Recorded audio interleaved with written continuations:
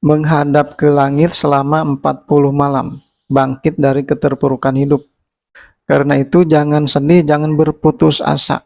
Sebelum itu kita lihat dulu apa yang difirmankan oleh Allah kepada kita.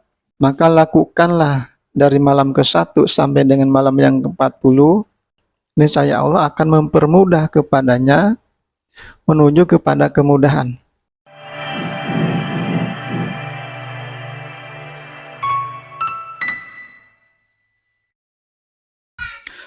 Saudara sekalian yang saya cintai dimanapun berada, salam untuk semuanya. Sampurasun, rahayu, rahayu, rahayu.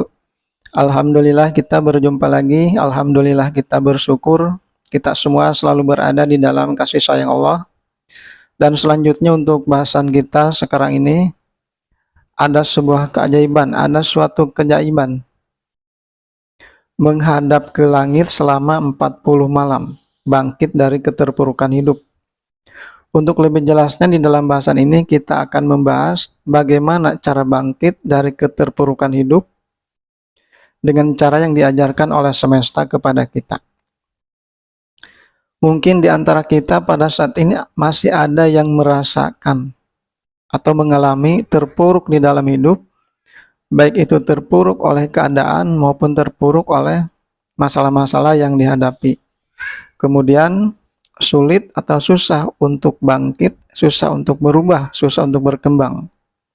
Karena suatu keterbatasan, misalkan tidak ada pengetahuan, tidak ada modal, tidak ada skill, tidak ada bantuan atau dukungan dari orang-orang di sekitar kita. Karena itu jangan sedih, jangan berputus asa. Karena semesta mengajarkan kepada kita bagaimana bangkit, bagaimana keluar daripada keterpurukan hidup. Bagaimana semesta mengajarkan kita untuk bangkit daripada keterpurukan hidup?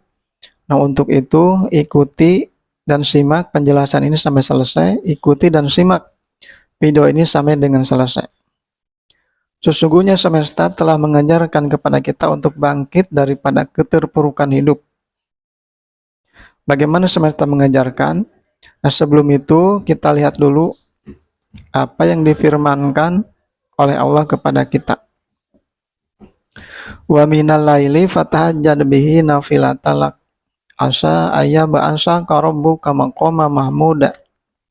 Itu yang difirmankan Allah kepada kita, yang artinya, dan pada sebagian malam maka bertahajudlah kamu, niscaya Rabbmu, niscaya Tuhanmu mengangkat kamu kepada derajat yang terpuji. Niscaya Rabbmu, niscaya Tuhanmu merubahmu kepada keadaan yang terpuji, keadaan yang lebih baik. Bagaimana prakteknya?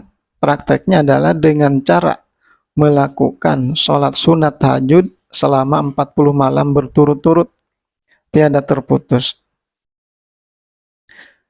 Berapa jumlah rakaat yang harus dikerjakan? Bisa 6 rakaat, bisa 8 rakaat, bisa juga 12 rakaat. Dan ditambah dengan sholat sunat witir 3 rakaat, 1 kali salam. Sholat sunat witir 3 rakaat dikerjakan langsung 1 kali salam atau 1 kali tahiyat. Nah, misalkan mau mengambil sholat tahajud yang 12 rakaat, maka menjadi 15 rakaat dengan sholat witirnya, maka lakukanlah dari malam ke-1 sampai dengan malam yang ke-40, sholat tahajud 12 rakaat dan ditambah sholat witir 3 rakaat. Nah, selanjutnya apa doa yang harus kita baca? Doa yang harus kita baca adalah surat Al-Isra, surat yang ke-17, ayat yang ke-80 dan ayat yang ke-81. Jadi 2 ayat. Ayat yang ke-80, wa qur rabbi adhilni mudkhala sidqiw wa ahrijni mukhraja sidqiw waj'alni min ladunka sultanan nasira, yang artinya, dan katakanlah wahai Rabbku, masukkanlah aku dengan cara yang baik dan keluarkanlah aku dengan cara yang baik, dan berilah aku kekuatan dari sisimu yang bisa menolong aku.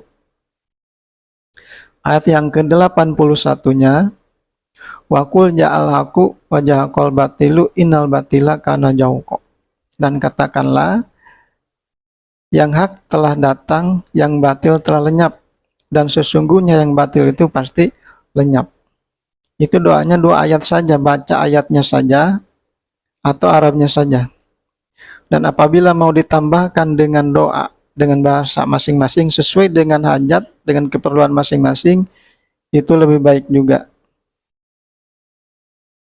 Selanjutnya apa yang harus dilakukan setelah melakukan sholat tahajud tadi? Nah, kemudian lakukan sodakoh atau sedekah subuh. Apa itu sedekah subuh? Adalah sedekah yang dilakukan setiap selesai melakukan sholat subuh selama 40 malam tadi. Misalkan mau bersedekah, mau bersedekah dengan uang. Berapa jumlah yang harus dikeluarkan? Jumlah yang harus dikeluarkan tidak ada batasannya. Lebih besar itu lebih baik.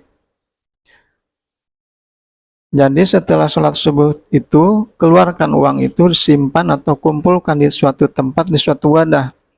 Sampai nanti misalkan setelah beberapa hari kemudian, misalkan setelah 7 hari, nah boleh nanti dikasihkan atau dibagikan kepada orang-orang yang memerlukan.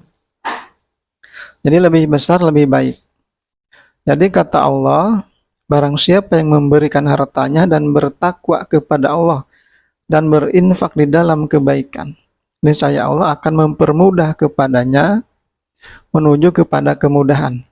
Jadi bersedekah atau berinfak itu adalah untuk mempermudah kita untuk mencapai kepada apa yang kita tuju, kepada apa yang kita cita-citakan. Jadi sedekah subuh itu lebih besar, akan lebih baik.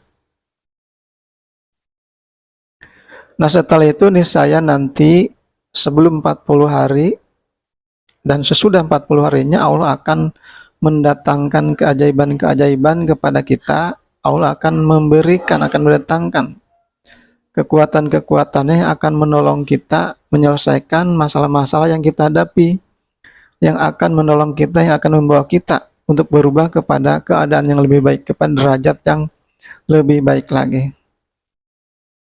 Saudara sekalian dimanapun berada yang saya cintai, itulah jabaran singkat bagaimana cara bangkit daripada keterpurukan hidup, baik itu terpuruk oleh keadaan maupun terpuruk oleh masalah-masalah yang dihadapi, adalah dengan cara melakukan sholat sunat tahajud selama 40 malam dan ditambah dengan sedekah subuh. Nah maka lakukanlah dengan ikhlas dan yakin, jangan ragu-ragu, jangan setengah-setengah. Dan juga jauhkanlah hati pikiran kita, lisan dan anggota tubuh kita daripada perkara-perkara yang tidak baik yang akan menghambat kita.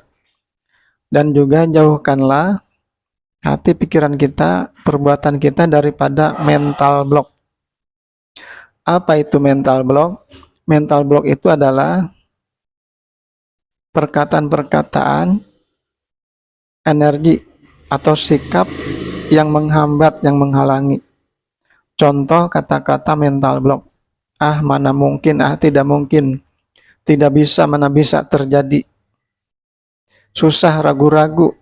Nah itu adalah contoh kata-kata yang bermakna mental block, maka jauhilah itu semua. Saudara sekalian dimanapun berada, demikian untuk obrolan kita sekarang ini. Apabila ada kekeliruan, apabila ada salah kata, mohon dimaklumi. Apabila ada kekurangan silakan ditambahkan oleh masing-masing, dan semoga saja obrolan ini ada manfaatnya, dan insya Allah kita berjumpa di dalam obrolan yang berikut, dan salam untuk kita semua.